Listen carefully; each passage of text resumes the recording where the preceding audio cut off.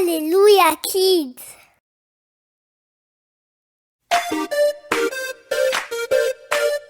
Ma Bible racontée.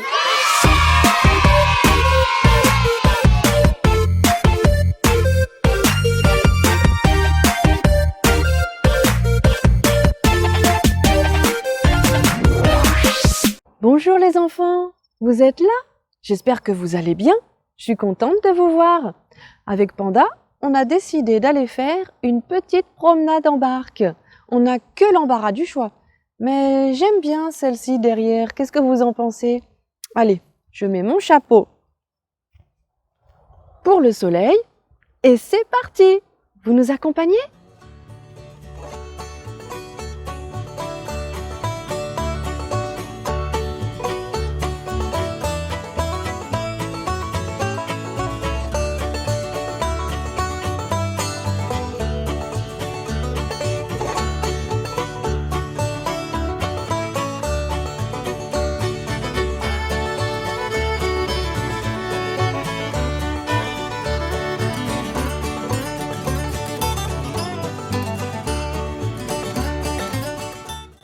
C'était trop bien cette petite sortie en barque. Mais ouf, c'est quand même un peu difficile de ramer, hein? Mais les enfants, vous savez, eh bien, notre promenade en barque, ça m'a fait penser à une histoire de la Bible. Oui, une histoire avec une barque, bien sûr. Et si on rentrait? Je vais vous la raconter. Vous nous suivez? Allez, venez, c'est parti! Voilà les enfants. Maintenant que nous sommes bien installés, nous allons pouvoir lire ensemble ce livre qui s'intitule « La tempête qui s'est arrêtée ». Mais vous savez, c'est une histoire vraie. C'est Marc, un disciple et un ami de Jésus, qui nous la raconte dans l'évangile de Marc. Alors, tout le monde est bien installé? Écoutez et regardez. La tempête qui s'est arrêtée. Un jour, il y a très longtemps, Jésus enseignait au bord d'un lac. Plusieurs personnes l'écoutaient. Bientôt, plusieurs autres personnes sont arrivées, puis d'autres, et d'autres encore, et encore, jusqu'à ce qu'il y ait des gens partout. La foule était trop grande. On ne peut rien entendre d'ici. Laissez-moi un peu de place. Oh, mais taisez-vous. Je ne vois rien.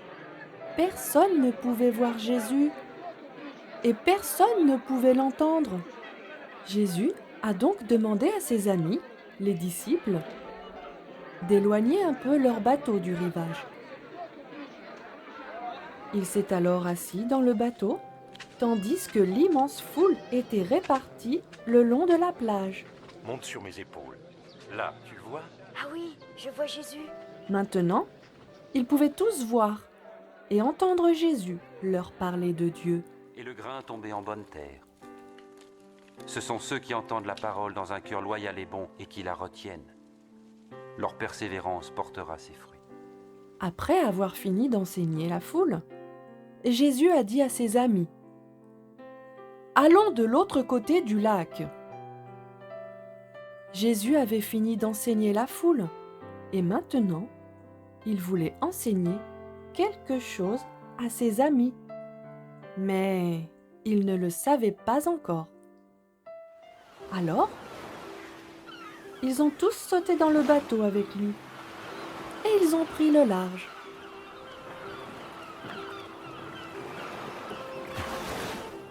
Jésus était très fatigué, car il avait enseigné la foule toute la journée. Il s'est alors allongé à l'arrière du bateau et s'est très vite endormi. C'était une soirée tranquille. Le soleil se couchait lentement à l'horizon et on entendait le doux clapotis des vagues. Jésus dormait. Les disciples parlaient à voix basse, quand tout à coup, ils se sont retrouvés au beau milieu de la plus grande, la plus puissante, la plus effrayante et la plus gigantesque tempête que tu puisses imaginer.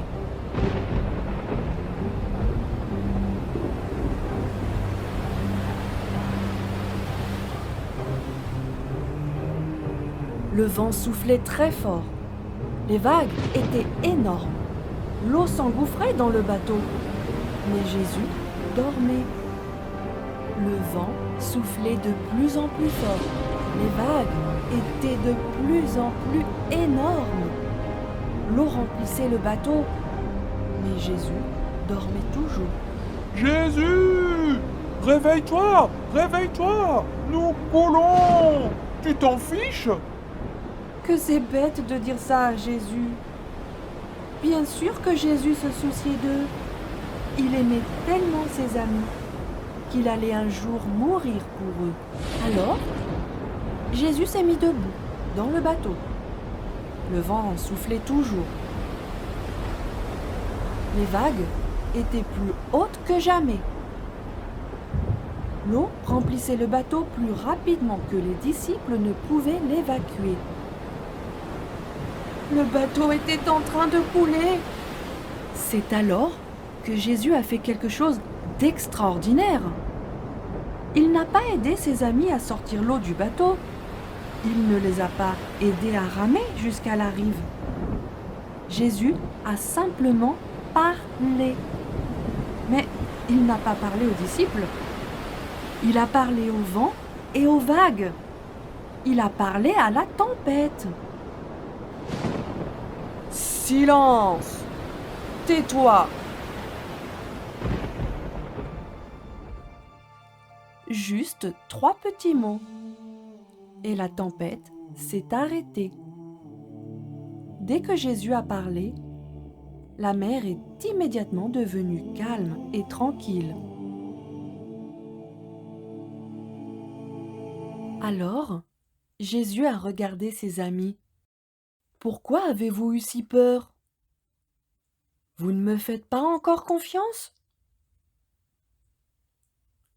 Mais ils étaient terrifiés et ils se demandaient les uns aux autres. Mais qui est cet homme? Même le vent et la mer lui obéissent. C'était ce que Jésus voulait leur enseigner. Il voulait qu'ils comprennent qui il était vraiment. Les disciples savaient déjà beaucoup de choses au sujet de Dieu. Ils avaient lu son livre extraordinaire. Ils savaient que Dieu avait tout créé. Il a créé le monde. Il a créé le soleil, la lune et les étoiles. Il a aussi créé la mer et le vent. Ils savaient que seul Dieu pouvait donner des ordres à la mer, que seul Dieu pouvait dire au vent quand souffler et aux vagues quand se briser. Seul Dieu pouvait faire de telles choses.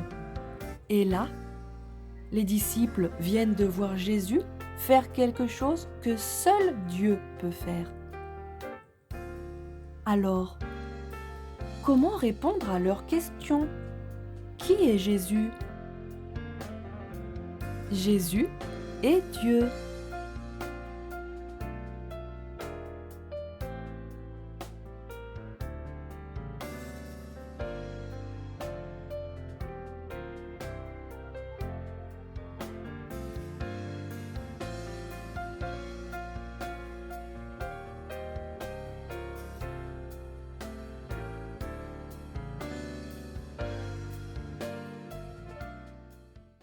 Alors les enfants? Et alors Panda, qu'est-ce qu'on peut retenir de cette histoire? Jésus, il est trop fort. Ah oui, ça c'est vrai. Jésus, il est trop fort. Mais vous savez, Jésus, quand il était sur la terre, il était 100% homme et 100% Dieu.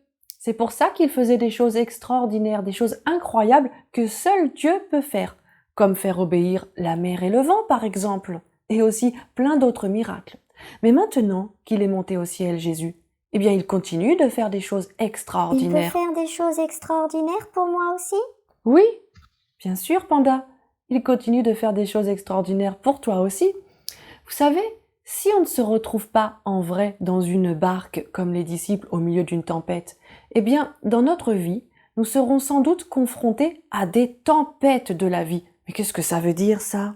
Ça veut dire que on peut avoir des problèmes, des ennuis, des difficultés, des choses qui nous rendent pas bien à l'intérieur de nous. Par exemple, à l'école, ou bien dans notre vie de famille, ou plus tard, au travail. On peut avoir toutes sortes de choses qui font que dans notre cœur, c'est la tempête. Quand tu as peur, dans ton cœur, c'est la tempête.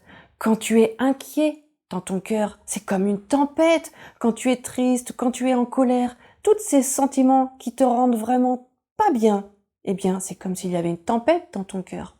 Mais Jésus, il est plus puissant que n'importe quelle tempête ou ennui que nous pourrons avoir. Et si tu lui fais confiance, si tu mets vraiment ta foi en lui, alors il sera là pour t'aider à traverser toutes les tempêtes. Il sera avec toi et il t'accompagnera. Les disciples dans la barque, ils ont appelé Jésus à l'aide. Jésus les a entendus. Eh bien nous aussi, quand nous appelons Jésus à l'aide, il nous entend et il est là pour nous.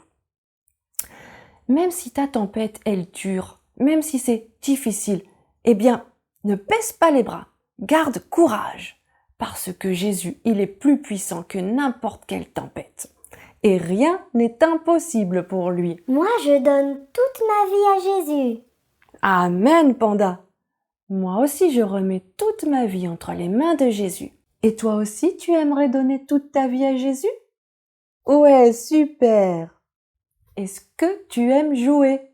Je suis sûre que oui. Alors jouons ensemble au jeu du verset.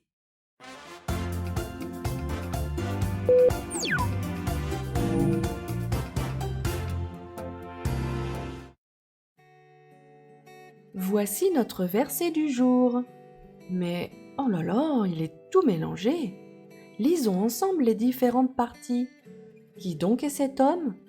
Lui obéissent. Tous sont très étonnés et disent « Même le vent et l'eau ». Remettons de l'ordre dans tout ça. Allez, je vous aide. Ça commence par « Tous sont très étonnés ». Tous sont très étonnés. Qui donc est cet homme? Non, ce n'est pas ça. Tous sont très étonnés et disent? Oui, c'est ça. Tous sont très étonnés et disent « Lui obéissent ». Non, ça ne va pas du tout. Oui, c'est le bon ordre. On a réussi. Notre verset du jour nous dit « Tous sont très étonnés et disent « Qui donc est cet homme ? Même le vent et l'eau lui obéissent. » Cet homme, c'est notre Seigneur bien-aimé, Jésus. N'oubliez pas les enfants, Jésus est tout puissant. Vous pouvez retrouver ce verset dans Marc chapitre 4 au verset 41. Bravo les enfants, vous êtes forts pour trouver le verset du jour. Allez, maintenant on va se quitter, mais juste avant on va prier. Parce que vous savez, c'est très important de prier pour remercier notre Dieu. Alors, on va fermer les yeux et on va prier tous ensemble. Seigneur mon Dieu, merci. Seigneur, merci pour qui tu es. Merci parce que tu es le seul qui peut calmer la mer et le vent. Tu es le seul qui peut apporter le calme et la paix dans nos cœurs. Je sais bien que tu nous aimes et que tu nous écoutes. Merci pour ton grand amour pour nous. Merci parce que tu prends soin de nous chaque jour. Alors, en retour, Seigneur mon Dieu, reçois tout notre amour pour toi. Amen. Moi, je retourne faire un tour en barque. Mais avec mon ami cette fois-ci. Ah bon? Oui, Eh bien, d'accord. d'accord. Tu peux dire au revoir aux enfants, Panda, alors? Ah oui, au revoir les amis. À bientôt. Eh bien, amuse-toi bien. À bientôt. Bon, eh bien, je vais rester toute seule. Ben, qu'est-ce que je vais faire? Ah oui, je sais. Je vais ouvrir ma Bible et lire toutes les merveilleuses histoires qu'il y a à l'intérieur. Il y a encore de magnifiques histoires à découvrir, de très très belles histoires que je vous raconterai une prochaine fois sur cette page. En attendant, je vous dis à bientôt. Que Dieu vous garde, vous bénisse. Je vous fais des gros bisous. Au revoir les enfants. Tout va bien, Panda. Cédou est avec nous.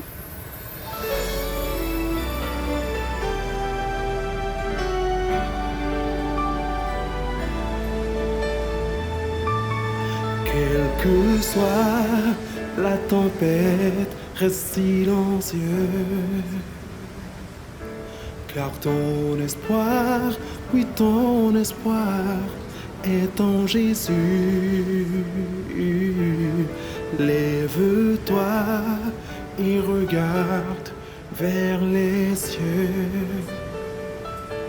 Car la victoire, oui la victoire, est en Jésus. Si le vent souffle très fort sur les eaux et que ta barque est couverte par les flots, reste calme. Quelle que soit la tempête, reste silencieux.